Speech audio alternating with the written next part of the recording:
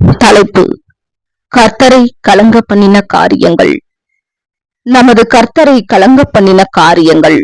ஆதார வசனம்: யோவான் 14:1. உங்கள் இருதயம் கலங்காதிருப்பதாக, தேவனிடத்தில் விசுவாசமாயிருங்கள், என்னிடத்திலும் விசுவாசமாயிருங்கள். கிறிஸ்டியன்ஸ் கொஷின்ஸ் எனும் வலையொலியில் ஏப்ரல் 6, 2020 அன்று ஒளிபரப்பப்பட்ட நிகழ்வு. தொகுப்பாளர் சகோதரர் ரிக் மற்றும் சகோதரர் ஜோனத்தன் அவர்கள். யோவான் 12:27. இப்போது என் ஆத்துமா கலங்குகிறது. நான் என்ன சொல்லுவேன்? பிதாவே, இந்த வேலையினின்று என்னை இரட்சியும் என்று சொல்லுவேனோ? ஆகிலும் இதற்காகவே இந்த வேலைக்குள் வந்தேன். இயேசுவே நம்முடைய நாயகர். அவருடைய முன்மாதிரியும் அவருடைய போதனைகளும் அவருடைய கிரியைகளும் அவருடைய உண்மை தன்மையும் மிகவும் பேர் போனவையாக இருக்கின்றன. தேவைப்படும் எவருக்கும் அவை உத்வேகத்தை பிரவாகிக்க செய்கின்றன. அப்பேற்பட்ட இயேசுவானவர் சிந்தையில் கலங்கினார் எனும் போது, நமது இரட்சகரை குறித்து நாம் எவ்வாறெல்லாம் பிரம்மாண்டமாக நினைத்து கொண்டிருக்கிறோமோ அதிலிருந்து முற்றிலும் வேறுபட்டதாக தோன்ற செய்கின்றது. அத்துடன் எபிரேயருக்கு எழுதப்பட்ட நிருபம் கூட, எபிரேயர் 7:26, அவர் பரிசுத்தரும் குற்றமற்றவரும் மாசில்லாதவரும் பாவிகளுக்கு விலகினவரும் என்று கூறுகின்றதே. அப்பேற்பட்ட அவருக்கு எப்படி கலக்கம் ஏற்படக்கூடும்? உண்மை என்னவெனில், அவர் தம் வாழ்வின் 3 தருணங்களில் கலங்கினதாக பதிவுகள் உள்ளன. அப்படியானால் இந்த அனுபவங்கள் பலவீனத்தின் அல்லது சந்தேகத்தின் ஒரு வெளிப்பாடாக இருந்திருக்குமா? ஒருவேளை நாம் இதுவரையிலும் பேசிடாத ஏதேனும் குறைபாடு இயேசுவிடம் காணப்பட்டிருக்குமா? நிச்சயமாக இல்லை. இந்த அனுபவங்கள் எல்லாம் மனிதனாகிய கிறிஸ்து இயேசுவின் அற்புதமான மனோபலத்தையும் தைரியத்தையும் தேவ பக்தியையுமே நமக்கு காட்டுகின்றன. சரி, முதலாவதாக நாம் ஏன் கலக்கமடைவதை ஒரு பெரிய விஷயம் என பேசிக் கொண்டிருக்கின்றோம்? காரியம் என்னவெனில், இயேசு பரிபூரணராக இருந்தபடியால் அவர் எவ்விஷயத்தையும் ஆழமாக உணரலானார். அவர் தம் மீது அதிக பாரமான அழுத்தத்தை கொண்டிருந்தார். கலக்கமடைதல். ஸ்ட்ராங்ஸ் கன்கார்டன்ஸ் 50:15 டராசோ: கலங்குதல் அல்லது கிளர்ச்சி அடைதல். கலக்கமடைதல் என்பதுடன் நெருக்கப்படுதல், வியாகுலப்படுதல், துயரப்படுதல் அல்லது கவலை போன்ற சில வார்த்தைகளையும் நம்மால் அடையாளம் காண முடிகிறது. பலரால் இந்த உணர்வுகளுடன் COVID-19 அதாவது கொரோனாவின் அனுபவத்தினை தொடர்புபடுத்த முடியும். கலக்கம் அடைதல் எனும் வார்த்தையின் மற்ற உதாரணங்களை பார்ப்போம். லூக்கா 1:11-12. அப்பொழுது கர்த்தருடைய தூதன் ஒருவன் பலிபீடத்தின் வலது பக்கத்தில் நின்று அவனுக்கு தரிசனமானான். சகரியா அவனை கண்டு கலங்கி பயமடைந்தான். சகரியா தனது சௌகரியமான நிலையிலிருந்து, கம்ஃபோர்ட் ஜோனிலிருந்து வெளியே வெகு தூரம் தள்ளப்பட்டார். எதிர்பாராதவாறு மகத்தான வல்லமை கொண்ட தூதன் அவரை சந்தித்தார். மத்தேயு 2:1-3. ஏரோது ராஜாவின் நாட்களில் யூதேயாவில் உள்ள பெத்லகேமில் இயேசு பிறந்த பொழுது, கிழக்கிலிருந்து சாஸ்திரிகள் எருசலேமுக்கு வந்து, யூதருக்கு ராஜாவாய் பிறந்திருக்கிறவர் எங்கே? கிழக்கிலே அவருடைய நட்சத்திரத்தை கண்டு அவரை பணிந்து கொள்ள வந்தோம் என்றார்கள். ஏரோது ராஜா அதை கேட்ட பொழுது அவனும் அவனோட கூட எருசலேம் நகரத்தார் அனைவரும் கலங்கினார்கள். ஏரோது கிளர்ச்சியடைந்தார். அடக்கப்பட வேண்டியதாயிருந்த பயமுறுத்தும் அச்சுறுத்தலை அவர் உணரலானார். மத்தேயு 14:26-27. அவர் கடலின் மேல் நடக்கிறதை சீஷர்கள் கண்டு கலக்கமடைந்து ஆவேசம், ஐயோ பேய், திருவிவிலியம், ஆவேசம் என்று சொல்லி பயத்தினால் அலறினார்கள். உடனே இயேசு அவர்களோட பேசி, திடன் கொள்ளுங்கள், நான் தான், பயப்படாதிருங்கள் என்றார். சீஷர்கள் திகிலடைந்திருந்தனர். கலக்கமடைதல் எனும் இந்த வார்த்தையானது ஏதோ சில சிறு சிறு எரிச்சலை அர்த்தப்படுத்தவில்லை. மாறாக அது ஒரு வலுவான அசௌகரியத்தின் உணர்வினை குறிக்கின்றது. இயேசு ஒரு மனிதனாக இருந்தபடியால் கலக்கமடைவதையும் அவர் அனுபவிக்க நேர்ந்தது. இயேசு ஞானஸ்நானம் பெற்று தம்முடைய ஊழியத்தை துவங்கின போது அவர் செய்த முதல் காரியமே உபவாசித்து ஜெபித்ததுதான். சாத்தான் செய்த முதல் காரியமோ அவரை தடம் புரள செய்வதற்கு முயற்சித்ததுதான். சாத்தான் தோல்வியுற்றான் என்றாலும் முயற்சியை கைவிடவில்லை. லூக்கா 4:13. பிசாசானவன் சோதனையெல்லாம் முடிந்த பின்பு சில காலம் அவரை விட்டு விலகி போனான். சாத்தான் இயேசுவை குறிப்பாக அவருடைய ஊழியத்தின் முடிவில் தடம் புரள செய்வதற்கு மீண்டும் முயற்சி செய்தான். அவன் நடப்பதையெல்லாம் நன்கு கவனம் கொடுத்து பார்த்திருந்து நுட்பமாக இயேசுவை தவற செய்வதற்கு முயன்றான். நம்முடைய ஜீவியங்களில் கலங்கு செய்யும் காரியங்கள் ஏற்படுமாயின் அவற்றை கையாள்வதற்கான நெறிமுறைகள் இதோ. 1 யோவான் 2:15-16. உலகத்திலும் உலகத்தில் உள்ளவைகளிலும் அன்பு கூறாதிருங்கள். ஒருவன் உலகத்தில் அன்பு கூர்ந்தால் அவனிடத்தில் பிதாவின் அன்பில்லை. ஏனெனில் மாம்சத்தின் இச்சையும் கண்களின் இச்சையும் ஜீவனத்தின் பெருமையுமாகிய உலகத்தில் உள்ளவைகளெல்லாம் பிதாவினால் உண்டானவைகள் அல்ல, அவைகள் உலகத்தினால் உண்டானவைகள். மாம்சத்தின் இச்சையும் கண்களின் இச்சையும் ஜீவனத்தின் பெருமையும் நமது ஆவிக்குரிய பாதையில் தவிர்க்க முடியாதவைகளில் நம்மை கலங்க செய்யும் காரியங்களாக இருக்கின்றன. மனுக்குலத்திற்கு எதை வேண்டுமானாலும் தேர்வு செய்யும் சுதந்திரம் அளிக்கப்பட்டுள்ளதால் இது நம்மை கவலையடைய செய்யும்படிக்கு தூண்டிவிடக்கூடிய உணர்ச்சிகள் நம் அனைவருக்குள்ளும் இருப்பதை அர்த்தப்படுத்துகின்றது. ஆதாம் மற்றும் இயேசு என இருவருமே அவைகளை பெற்றிருந்தனர். இருவருமே பரீட்சைக்கும் பட்டனர். ஆதாமுக்கு இருந்ததைப் போலவே மனிதனாகிய இயேசுவும் உணர்ச்சிகளை பெற்றிருந்தார். இது எளிமையானது. கவலையும் கலக்கமும் அடையும் சுபாவம் இயற்கையானதே. ஆனால் அதை கையாள்வதில் தேர்ச்சி பெறுவதே முக்கியமான காரியம். இயேசு முதலில் எப்பொழுது கலக்கமடைந்ததாக சொல்லப்பட்டுள்ளது? ஒரு பரிபூரண மனிதனில் இந்த கிளர்ச்சியானது எப்படியாக காணப்படுகின்றது? சுவிசேஷங்கள் கிட்டத்தட்ட இயேசுவின் 3.5 வருட ஊழியத்தின் அனைத்தையுமே பதிவு செய்கின்றன. சுவாரஸ்யமாக அவருடைய ஊழிய காலம் முழுவதும் இயேசு சில சமயங்களில் கோபமாகவும் எப்போதும் உறுதியாகவும் அன்பாகவும் கடின முயற்சியுடனும் மனதுருக்கத்துடனும் சிநேகத்துடனும் கவனம் சிதறாமலும் இருந்ததாக காண்கிறோம். இருப்பினும் முடிவு சமீபமான போது அவருக்கு அழுத்தமும் அதிகரித்தது. இயேசு ஒரு பரிபூரண மனிதராக இருந்த போதிலும் அவர் இன்னுமே அழுத்தத்தை அனுபவிக்க நேர்ந்தது. அதே சமயம் சாத்தானும் தனக்கான வாய்ப்பை பயன்படுத்திக் கொள்வதற்கு வகை தேடிக் கொண்டிருந்தான். யோவான் 11. லாசரு கல்லறையில் 4 நாட்கள் காணப்பட்டார். அவருடைய சடலம் அழுகிக் கொண்டிருந்தது.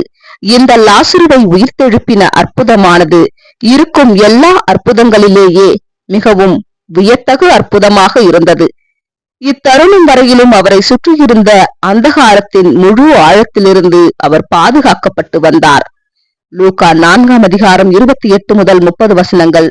ஜெப ஆலயத்தில் இருந்த எல்லோரும் இவைகளை கேட்ட பொழுது கோபம் உண்டு எழுந்திருந்து அவரை ஊருக்கு புறம்பே தள்ளி தங்கள் ஊர் கட்டப்பட்டிருந்த செங்குத்தான மலையின் சிகரத்திலிருந்து அவரை தலைகீழாக தள்ளிவிடும்படிக்கு அவ்விடத்திற்கு கொண்டு போனார்கள்.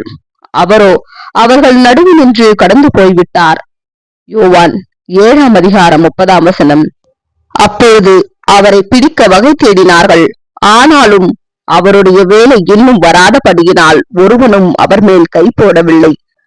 இயேசுவின் ஊழியம் முடிவடைவதற்கு முன்பே ஜனங்கள் அவருக்கு முடிவு கட்டியே ஆக வேண்டும் எனும் அளவிற்கு சீற்றத்தில் இருந்த பல நிகழ்வுகள் நடந்தேறின.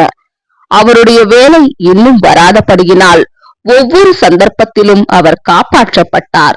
அவருடைய பாதுகாப்பாக இருக்கும் நிலையானது விலகி இருந்தது. லாசரு மரித்தோரிலிருந்து உயிர்த்தெழுப்பப்பட்ட நிகழ்வுதான் அம்மாற்றத்தை செயல்படுத்த செய்தது. இயேசுவுக்கு முன்பாக 3 கலங்கச் செய்திடும் பணிகள் இருந்தன. கர்த்தருக்கு முன்பிருந்த கலங்கப் பண்ணிடும் பணி.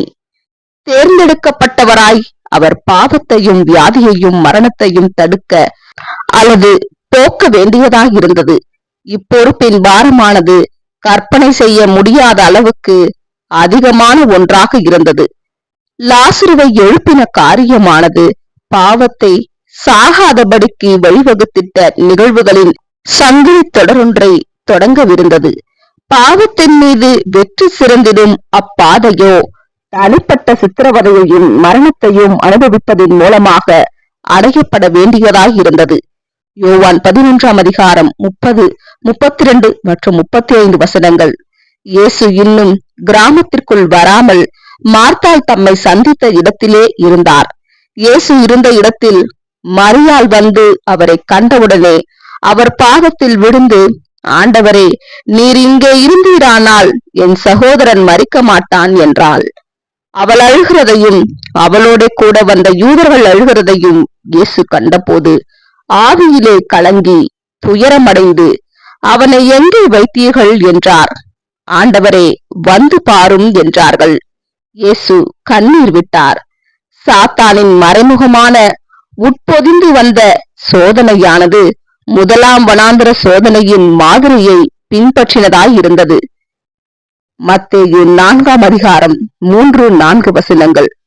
அப்பொழுது சோதனைக்காரன் அவரிடத்தில் வந்து, நீர் தேவனுடைய குமாரனேயானால் இந்த கல்லுகள் அப்பங்களாகும்படி சொல்லும் என்றான். அவர் பிரதியுத்தரமாக, மனுஷன் அப்பத்தினாலே மாத்திரமல்ல, தேவனுடைய வாயிலிருந்து புறப்படுகிற ஒவ்வொரு வார்த்தையினாலும் பிழைப்பான் என்று எழுதியிருக்கிறதே என்றார். வேறு வார்த்தைகளில் கூறுவதானால், நீர் தேவனுடைய குமாரனாக இருந்தால் வேறு யாராலும் செய்ய முடியாததை உங்களால் செய்ய முடியுமல்லவா? அப்படியானால் இதனை செய்திடுங்கள், உங்களிடம் வல்லமை இருக்கிறதே, அதை நன்மைக்காக பயன்படுத்திக் கொள்ளுங்கள் என்பதாகும். யோவான் 11ஆம் அதிகாரம் 36 முதல் 38 வசனங்கள். அப்பொழுது யூதர்கள், இதோ இவர் அவனை எவ்வளவாய் சிநேகித்தார் என்றார்கள். அவர்களில் சிலர், குருடனுடைய கண்களை திறந்த இவனை சாகாமல் இருக்க பண்ணவும் கூடாதா என்றார்கள். அப்பொழுது இயேசு மறுபடியும் தமக்குள்ளே கலங்கி கல்லறையின் இடத்திற்கு வந்தார். அது ஒரு குகையாயிருந்தது. அதன் மேல் ஒரு கல் வைக்கப்பட்டிருந்தது. இயேசு, ஏன் லாசருவை மரிப்பதிலிருந்து தடுக்கவில்லை என்று ஜனங்கள் கேள்வி எழுப்பினார்கள். கலக்கமாக இருக்கும் போது அது ஏதோ ஒரு முடிவினை, தீர்மானத்தை எடுக்க வைத்திடும். அப்படிப்பட்ட நேரத்தில் குறுக்கு வழியில் செல்லுவது எளிது. ஆனால் இயேசுவோ உயரிய அறத்தின் வழியிலேயே சென்றார். யோவான் 11ஆம் அதிகாரம் 39, 41 முதல் 44 வசனங்கள். இயேசு, கல்லை எடுத்து போடுங்கள் என்றார். அப்பொழுது மரித்தவன் வைக்கப்பட்ட இடத்திலிருந்த கல்லை எடுத்து போட்டார்கள். இயேசு தம்முடைய கண்களை ஏறெடுத்து, பிதாவே, நீர் எனக்கு செவி கொடுத்தபடியினால் உம்மை ஸ்தோத்தரிக்கிறேன். நீர் எப்பொழுதும் எனக்கு செவி கொடுக்கிறீர் என்று நான் அறிந்திருக்கிறேன். ஆனாலும் நீர் என்னை அனுப்பினதை சூழ்ந்து நிற்கும் ஜனங்கள் விசுவாசிக்கும்படியாக அவர்கள் நிமித்தம் இதை சொன்னேன் என்றார். இவைகளை சொன்ன பின்பு, லாசருவே, வெளியே வா என்று உரத்த சத்தமாய் கூப்பிட்டார். அப்பொழுது மரித்தவன் வெளியே வந்தான். அவன் கால்களும் கைகளும் பிரேத சீலையினால் கட்டப்பட்டிருந்தது. அவன் முகமும் சீலையினால் சுற்றப்பட்டிருந்தது. இயேசு அவர்களை நோக்கி, இவனை கட்டவிழ்த்து விடுங்கள் என்றார். முதலாம் சோதனை மற்றும் லாசருவை எழுப்புதல். முதலாம் சோதனை. மத்தேயு 4ஆம் அதிகாரம் 3, 4 வசனங்கள். அப்பொழுது சோதனைக்காரன் அவரிடத்தில் வந்து, நீர் தேவனுடைய குமாரனேயானால் இந்த கல்லுகள் அப்பங்களாகும்படி சொல்லும் என்றான். அவர் பிரதியுத்தரமாக, மனுஷன் அப்பத்தினாலே மாத்திரமல்ல, தேவனுடைய வாயிலிருந்து புறப்படுகிற ஒவ்வொரு வார்த்தையினாலும் பிழைப்பான் என்று எழுதியிருக்கிறதே என்றார். லாசருவை எழுப்புதல்.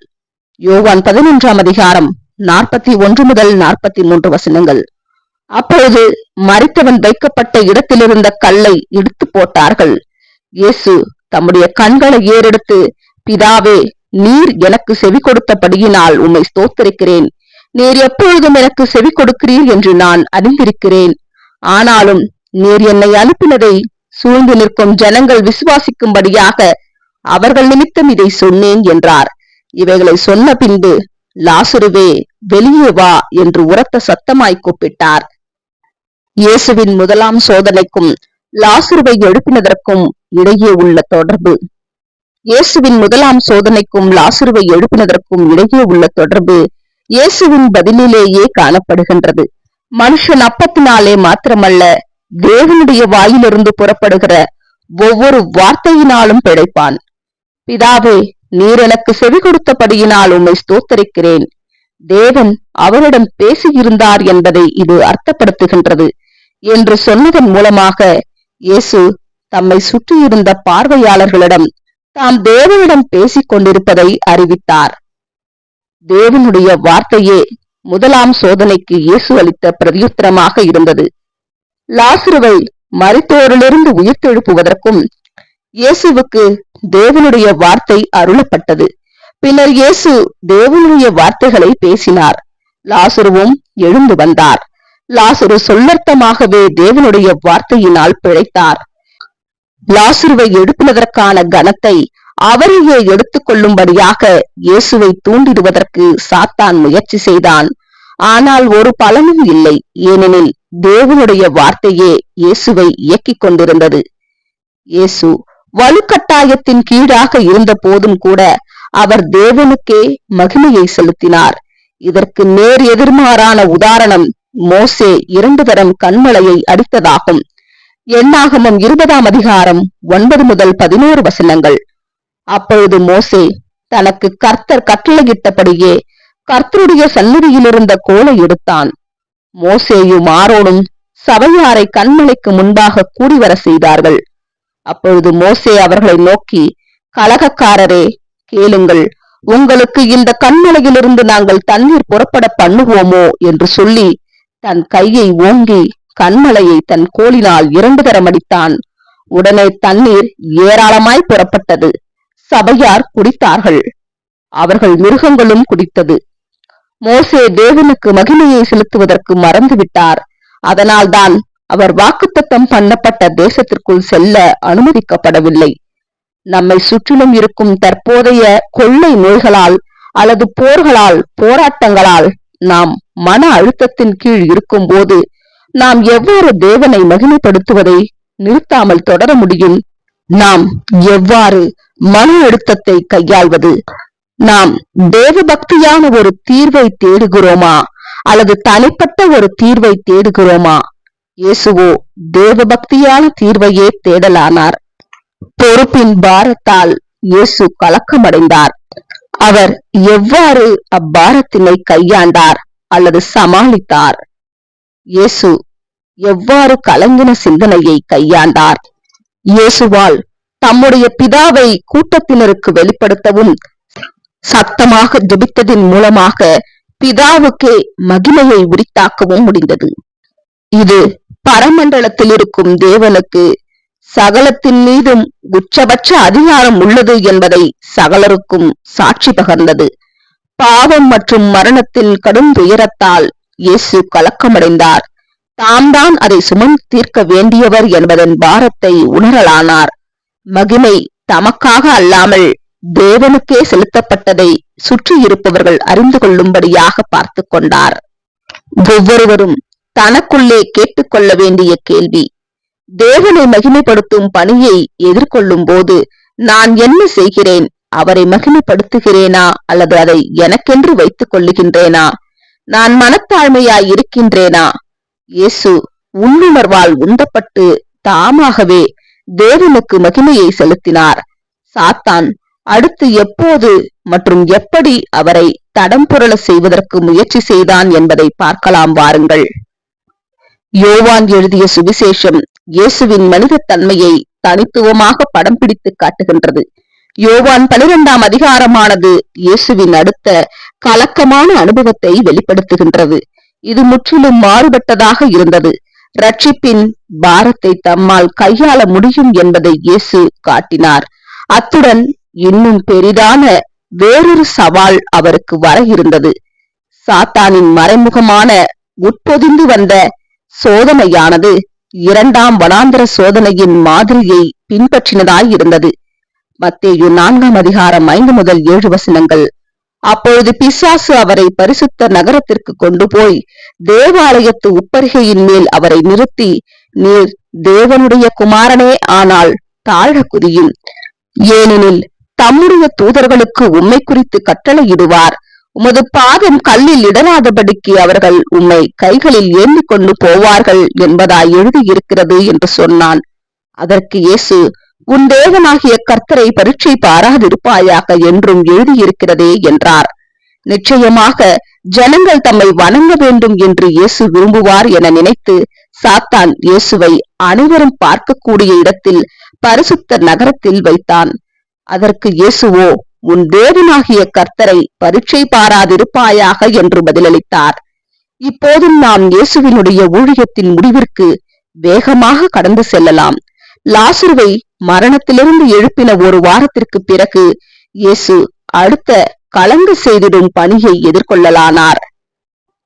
கர்த்தருக்கு முன்பிருந்த கலங்கச் செய்திடும் பணி எல்லோருக்கும் ரட்சிப்பை வழங்கிட வேண்டும் எனும் மிகப்பெரிய பாரத்தை தாமே நேரடியாக எதிர்கொள்ள வேண்டியிருந்தது. யோவான் 12ஆம் அதிகாரத்தின் சூழல் அனைவரும் பார்க்கும்படியாக இயேசு எருசலேமிற்குள் அப்பொழுதுதான் வெற்றி பிரவேசம் செய்து லட்சக்கணக்கான ஜனங்களால் சகலர் முன்னிலையில் ராஜாவாக அறிவிக்கப்பட்டார். அவர்கள் அவருக்கு முன்பாக குருத்தோலைகளை பிடித்துக் கொண்டும் மரக்கிளைகளை தரித்து அவருக்கு முன்பாக பரப்பிக் கொண்டும் ஓசன்னா என்று சத்தமிட்டும் கொண்டிருந்தார்கள். ஓசன்னா என்கிற வார்த்தையானது இப்போதே ரட்சியும், சேவ் நவ் அல்லது எங்களை ரட்சியும், சேவ் அஸ் என்று பொருள்படும் எபிரேய வார்த்தையிலிருந்து வந்ததாகும். இயேசு அந்த மகிமையின் இன்ப உணர்வில் திளைத்தாரா? யோவான் 12ஆம் அதிகாரம் 20 முதல் 23 வசனங்கள். பண்டிகையில் ஆராதனை செய்கிறவர்களில் சில கிரேக்கர் இருந்தார்கள். அவர்கள் கலிலேயா நாட்டு பெத்சாயிதா ஊரானாகிய பிலிப்பினிடத்தில் வந்து, ஐயா, இயேசுவை காண விரும்புகிறோம் என்று அவனை கேட்டுக்கொண்டார்கள். பிலிப்பு வந்து அதை அந்திரேயாவுக்கு அறிவித்தான். பின்பு அந்திரேயாவும் பிலிப்பும் அதை இயேசுவுக்கு அறிவித்தார்கள். அப்பொழுது இயேசு அவர்களை நோக்கி, மனுஷகுமாரன் மகிமைப்படும்படியான வேலை வந்தது என்றார். ஒருவேளை கிரேக்கர்களிடமிருந்து வந்த கவனத்தை சிதற செய்யும் வண்ணமாக இருந்த காரியத்தை இயேசு புறக்கணித்திருக்கலாம். அக்காலம் அவர்கள் அவரை பின்தொடர்வதற்கான காலமாய் இருக்கவில்லை. காணாமற் போன ஆடுகளாகிய இஸ்ரவேல் வீட்டாருக்காகவே அவர் வந்திருந்தார். மத்தேயு 15ஆம் அதிகாரம் 24ஆம் வசனம். இயேசுவின் பதிலை பார்த்த பிறகு இக்கருத்திற்கு திரும்ப வரலாம். நம்முடைய வாழ்வில் நாம் ஒரு கலங்க செய்யும் அனுபவத்திற்குள்ளாகும் போது நாம் எப்போதும் ஒரு சாலைகளின் சந்திப்புக்கு வர நேரிடுகிறது. அதாவது எப்பக்கம் போக வேண்டும் என முடிவெடுக்க வேண்டிய நிலைக்கு வர நேரிடுகின்றது. இயேசு அப்போதுதான் அந்த நகரத்திற்குள் பிரவேசித்திருந்தார். மேலும் கவனத்தை ஈர்த்திடும் மைய புள்ளியாகவும் காணப்பட்டார். கிரேக்கர்கள் அவரை பார்க்க விரும்பினார்கள். இயேசு அவர்களை நோக்கி, மனுஷகுமாரன் மகிமைப்படும்படியான வேலை வந்தது என்றார். இதோ அந்த மிகவும் கலங்க செய்வதாயிருக்கும் நுட்பமான முடிவெடுக்கும் நிலை. யோவான் 12ஆம் அதிகாரம் 24, 27 முதல் 29 வசனங்கள். மெய்யாகவே மெய்யாகவே நான் உங்களுக்கு சொல்லுகிறேன், கோதுமை மணியானது நிலத்தில் விழுந்து சாகாவிட்டால் தனித்திருக்கும், செத்ததே ஆகில் மிகுந்த பலனை கொடுக்கும். இப்பொழுது என் ஆத்துமா கலங்குகிறது. நான் என்ன சொல்லுவேன்? பிதாவே, இந்த வேலையினின்று என்னை ரட்சியும் என்று சொல்லுவேனோ? 100,000கணக்கான ஜனங்கள் சத்தமிட்டு அவரை போற்றி அவரை பின்பற்றுவதற்கு தயாராக இருந்தார்கள். அதனை பின்தொடர்ந்தே கலங்கச் செய்யும் சூழலும் வந்தது. வெளிநாட்டினர் கூட, அதாவது கிரேக்கர்கள் கூட அவருடன் பேச விரும்பினார்கள். தம்முடைய அனுபவமானது அந்த சமயத்தில் கிடைத்துக் கொண்டிருந்த மகிமையில் திளைப்பது பற்றினதல்ல, மாறாக தாம் மறிப்பதை பற்றினது என்பதால் இயேசு அவர்களிடம் பேசாமல் இருந்திருக்க கூடும். நான் மறிக்கவில்லை என்றால் என்னை பின்பற்றுபவர்களுக்கு மீண்டும் ஜீவன் கிடைக்காது என்று அவர் கூறினார். 2ஆம் சோதனை மற்றும் பரிசுத்த நகரத்திற்குள் இயேசுவின் வெற்றி பிரவேசம். 2ஆம் சோதனை மத்தேயு 4ஆம் அதிகாரம் 5-6 வசனங்கள். அப்பொழுது பிசாசு அவரை பரிசுத்த நகரத்திற்கு கொண்டு போய் தேவாலயத்து உப்பரிகையின் மேல் அவரை நிறுத்தி, நீர் தேவனுடைய குமாரனே ஆனால் தாழ குதியும், ஏனெனில் தம்முடைய தூதர்களுக்கு உம்மை குறித்து கட்டளையிடுவார், உமது பாதம் கல்லில் இடராதபடிக்கு அவர்கள் உம்மை கைகளில் ஏந்தி கொண்டு போவார்கள் என்பதாய் எழுதியிருக்கிறது என்று சொன்னான். பரிசுத்த நகரத்திற்குள் இயேசுவின் வெற்றி பிரவேசம். யோவான் 12ஆம் அதிகாரம் 12 முதல் 15 வசனங்கள். மறுநாளிலே இயேசு எருசலேமிற்கு வருகிறார் என்று பண்டிகைக்கு வந்த திரளான ஜனங்கள் கேள்விப்பட்டு குருத்தோலைகளை பிடித்துக் கொண்டு அவருக்கு எதிர்கொண்டு போகும்படி புறப்பட்டு, ஓசன்னா, கர்த்தருடைய நாமத்தினாலே வருகிற இஸ்ரவேலின் ராஜா ஸ்தோத்தரிக்கப்பட்டவர் என்று ஆர்ப்பரித்தார்கள். அல்லாமலும், சீயோன் குமாரத்தியே, பயப்படாதே, உன் ராஜா கழுதை குட்டியின் மேல் ஏறி வருகிறார் என்று எழுதியிருக்கிற பிரகாரமாக இயேசு ஒரு கழுதை குட்டியை கண்டு அதன் மேல் ஏறி போனார். இயேசுவின் இரண்டாம் சோதனைக்கும் இயேசு பரிசுத்த நகரத்திற்குள் வெற்றி பிரவேசம் செய்ததற்கும் இடையே உள்ள தொடர்பு. இயேசுவுக்கான சாத்தானுடைய இரண்டாம் சோதனையில் பிசாசு அவரை பரிசுத்த நகரத்திற்கு எருசலேமிற்கு கொண்டு போய் தேவாலயத்து உப்பரகையின் மேல் அவரை நிற்க வைத்தான். இயேசுவினுடைய ஊழியத்தின் முடிவில் அவர் பரிசுத்த நகரத்திற்குள் சகல ஜனங்களுக்கு முன்பாக வெற்றி பிரவேசம் செய்தார். சாத்தான் எதில் அவரை சிக்க வைக்க முயன்று கொண்டிருந்தானோ அது சொல்லர்த்தமாகவே இயேசுவினுடைய ஊழியத்தின் முடிவில் நடந்தது. அந்த தருணத்தில் தாம் அவர்களின் ராஜாவாக இருக்கிறோம் எனும் மகிமையை தாமே எடுத்துக் கொள்வதற்கான சோதனை அவருக்கு இருந்தது. ஆனால் அவரோ தம்மை அல்ல, தேவனையே மகிமைப்படுத்தினார். மனுக்குலமானது விடுதலையை எதிர்பார்த்து கொண்டிருந்தது. இதுவே இயேசுவினுடைய பணியின் பாரமாக இருந்தது. ஆகிலும் இதற்காகவே இந்த வேலைக்குள் வந்தேன். பிதாவே, உமது நாமத்தை மகிமைப்படுத்தும் என்றார். அவர் வாய்விட்டு சத்தமாக பேசினார். அப்பொழுது மகிமைப்படுத்தினேன், இன்னமும் மகிமைப்படுத்துவேன் என்கிற சத்தம் வானத்திலிருந்து உண்டாயிற்று. அங்கே நின்று கொண்டிருந்து அதை கேட்ட ஜனங்கள் இடிமுழக்கம் உண்டாயிற்று என்றார்கள். வேறு சிலர் தேவதூதன் அவருடனே பேசினான் என்றார்கள். இயேசு சொன்னதை வானத்திலிருந்து வந்த இந்த சத்தமானது உறுதிப்படுத்தியது. இயேசுவின் ஊழியத்தில் வானத்திலிருந்து இயேசுவை குறித்து ஒரு சத்தம் உண்டானது. இது 3வது முறையாகும். சத்தம் உண்டான ஒவ்வொரு முறையும் அது அப்போதைக்கு என்ன சம்பாஷணை போய்க் கொண்டிருந்ததோ அதனை விரிவுபடுத்தி காண்பித்தது. முதலாக இயேசுவின் ஞானஸ்தானத்தின் போது, இவர் என்னுடைய நேசகுமாரன், இவரில் இயேசுவை மேசியாவாக அறிமுகப்படுத்துவதற்கு நான் பிரியமாயிருக்கிறேன். மத்தேயு 3:17. இரண்டாவதாக மறுரூபமலையில், இவருக்கு செவி கொடுங்கள். மத்தேயு 17:5. இயேசுவே அந்த மேசியா என்பதையும் ஜீவனுக்கான வழி என்பதையும் உறுதி செய்திடுவதற்காக சத்தம் உண்டானது. மூன்றாவதாக மகிமைப்படுத்தினேன், இன்னமும் மகிமைப்படுத்துவேன். யோவான் 12:28. மீண்டும் இயேசுவே அந்த மேசியா என்பதையும் தேவனுக்கு மகிமையை கொண்டு வருபவர் என்பதையும் உறுதிப்படுத்தியது. அடுத்து இயேசு சொன்னது இதோ. யோவான் 12:30-32.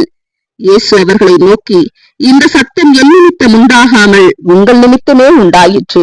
இப்பொழுதே இந்த உலகத்திற்கு நியாய தீர்ப்பு உண்டாகிறது. இப்பொழுதே இந்த உலகத்தின் அதிபதி புறம்பாக தள்ளப்படுவான். நான் பூமியிலிருந்து உயர்த்தப்பட்டிருக்கும் போது எல்லோரையும் என்னிடத்தில் இழுத்துக் கொள்ளுவேன் என்றார். இங்கே இயேசு சாத்தான் தோல்வியடைய போவதையும் ரட்சிப்பு சமீபமாயிருக்கிறதை பற்றியும் அறிவித்துக் கொண்டிருந்தார். சாத்தானோ இயேசுவை ஜனக்கூட்டத்திற்கு அடிபணிய செய்து அவரை அவர்களின் தலைவராக்குவதற்கான முயற்சியில் ஈடுபட்டிருந்தான். உன் தேவனாகிய கர்த்தரை பரீட்சை பாராதிருப்பாயாக என்பதே இயேசுவின் அணுகுமுறையாக இருந்தது. ஜனங்களுக்கு தாம் வெளிச்சமாக இருப்பதை பற்றி இயேசு இன்னும் கொஞ்சம் பேசிய பிறகு அவர் பின்வருமாறு கூறி முடித்தார். யோவான் 12:36. ஒளி உங்களோடு இருக்கையில் நீங்கள் ஒளியின் பிள்ளைகளாகும்படிக்கு ஒளியினிடத்தில் விசுவாசமாயிருங்கள் என்றார். இவைகளை இயேசு சொல்லி அவர்களை விட்டு மறைந்தார். அவருடைய வேலை இன்னும் வரவில்லை. இதனை தொடர்ந்து வரும் பகுதிகளை பாகம் 2 இயேசு எவ்வாறு கலங்கின சிந்தனையை கையாண்டார் எனும் தலைப்பின் கீழ் காணலாம். ஆமேன்.